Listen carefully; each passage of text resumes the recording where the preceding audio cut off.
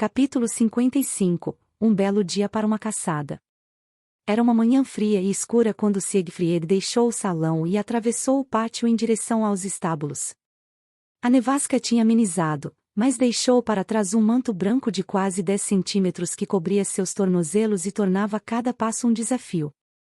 7 guardas o esperavam do lado de fora. Todos montados e vestindo armaduras de escamas. A fortaleza estava silenciosa, mas aqueles homens eram só sorrisos e gracejos, como rapazes prestes a cavalgar para sua primeira batalha. Verdes demais. Um deles notou que o vice-capitão se aproximava e chamou a atenção dos outros, que puxaram as rédeas de imediato e abriram espaço para que passasse, enquanto endireitavam a postura e o saudavam. Um belo dia para uma caçada, capitão.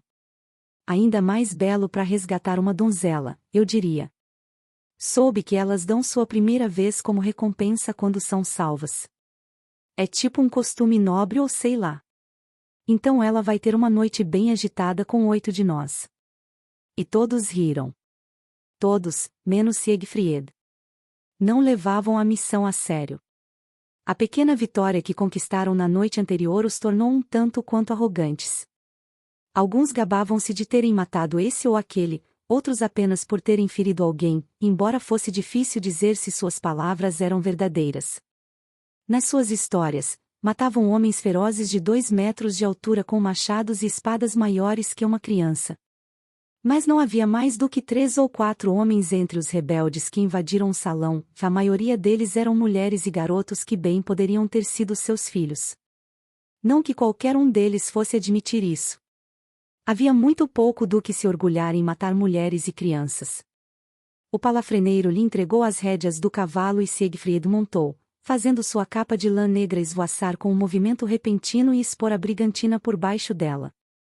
Perdemos meio dia de viagem, mas a neve deve tê-los atrasado também. Posso recuperar. Se o que ele disse for verdade. Não achava que o garoto estivesse mentindo, era covarde demais para isso, mas se estivesse. Podia muito bem estar indo na direção errada, ou pior, levando os seus homens a uma armadilha. Só descobriria quando chegassem ao Forte dos Demônios. Em uma semana. Cerrou os punhos e apertou as rédeas.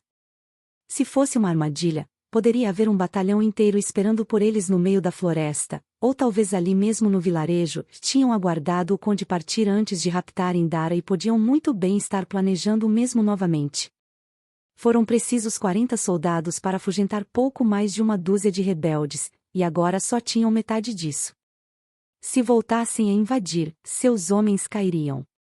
E a Eli fez bem pouco para diminuir suas preocupações.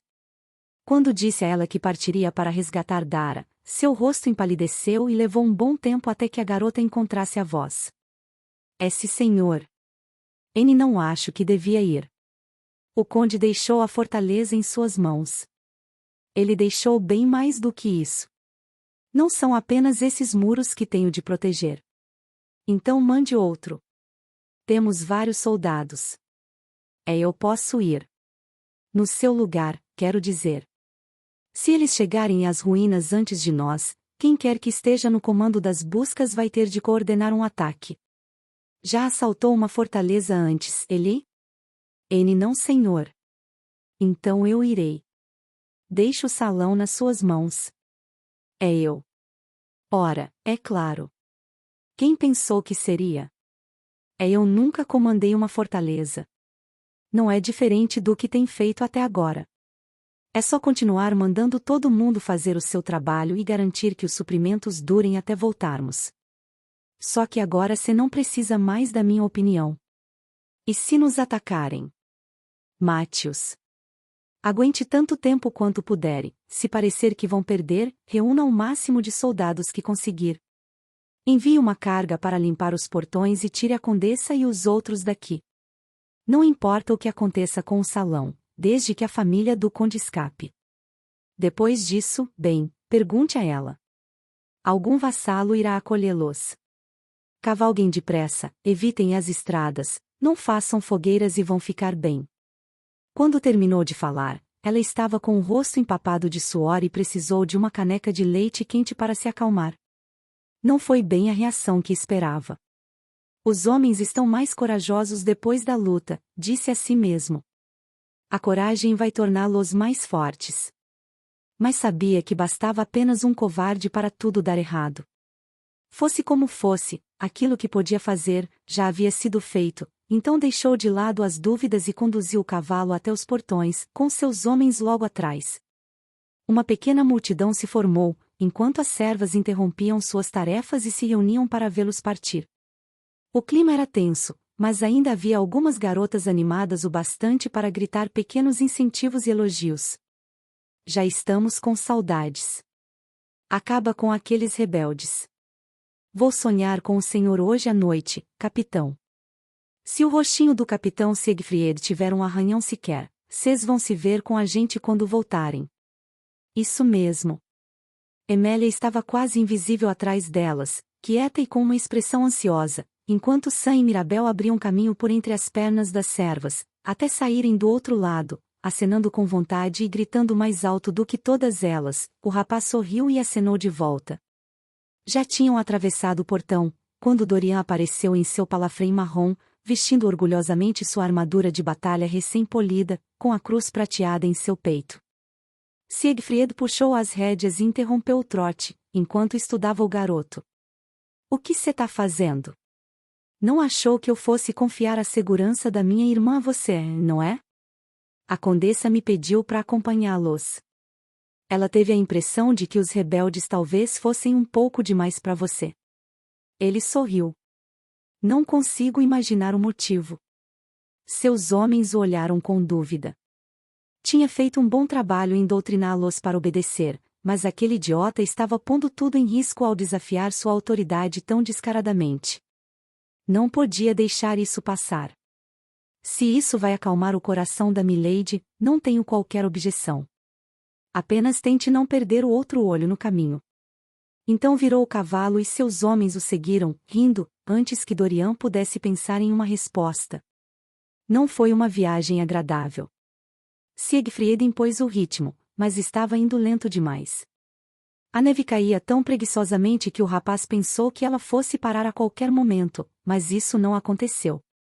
Tudo que via era um manto branco cobrindo as árvores e, pior, as raízes. Nesse ritmo, vamos perdê-los. Talvez pudesse ter forçado um pouco mais a sua montaria, mas não os seus homens. Já estavam ficando para trás e, se acelerassem cegamente naquele terreno traiçoeiro, mais provavelmente acabariam com um pescoço quebrado, por isso se viu obrigado a manter o trote de inverno. Cavalo idiota! Gritou Dorian, bem no fim da coluna. Mais rápido! Anda! O idiota bateu nos estribos e balançou mais as rédeas, forçando o pobre animal a continuar, mas tudo o que conseguiu foi um pequeno impulso momentâneo, antes de voltar a diminuir o ritmo. Ainda tinham muitas horas de sol, mas o animal já havia chegado ao seu limite. E como poderia ser diferente? Seu cavaleiro insistia em vestir a armadura completa, mesmo sem nenhuma batalha por perto. Quando percebeu que estavam perdendo o ritmo, Siegfried levou a montaria para perto de um dos seus homens. Chame mais um e fiquem de olho no garoto. Garantam que ele não morra. Eu vou na frente com os outros. Sim, senhor. Não levou mais do que 1 hora para Dorian desaparecer de vista. Aos poucos o seu cavalo foi desistindo e reduzindo o passo, até que não aguentasse mais acompanhar o ritmo do grupo. Então Dorian percebeu o que estava acontecendo. Seu desgraçado! Gritou. Volta aqui. A condessa mandou eu ir com você. Ei! Tá me ouvindo? Ela vai ficar sabendo disso, ouviu? Encontraram os rebeldes ao entardecer do dia seguinte.